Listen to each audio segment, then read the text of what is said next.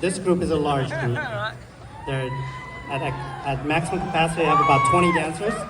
anywhere from 5 to 10, 15 years of age. Again, their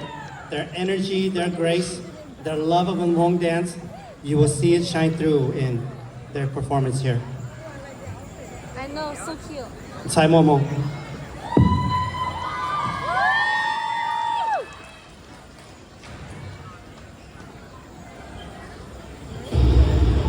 ตั้งแต่มาพอเจ้า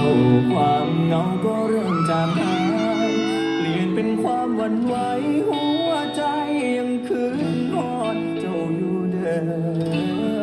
อลา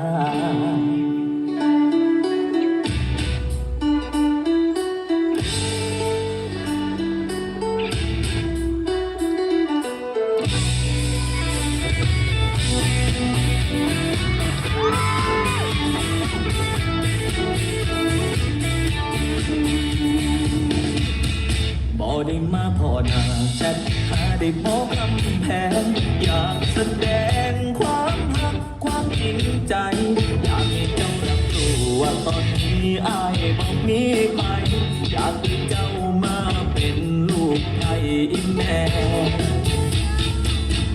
แต่มีเพียงเจ้ามีให้ใจบอกกันว่าอ้ายอยากขอเป็นแฟนน้องนาเป็นแฟนรถบอลแค่อ้ายบอกว่ากำลังหาลูกไทยใจบอกกันมาดันของมันไม่ได้ดูดีเมื่อเดินมุ่งมาโมรีแห่กันมาใจบอกกันอย่างไรตัวเตรียมตัวเป็นแม่บ้านพบกันสองมือแต่งงานจังจังบอกไอ้ยืนมอเจ้าอยู่เดิน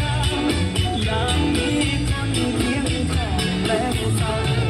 อยากมีของบ้านนั่งเลี้ยงเขาเลี้ยงความเหงามาเป็นความ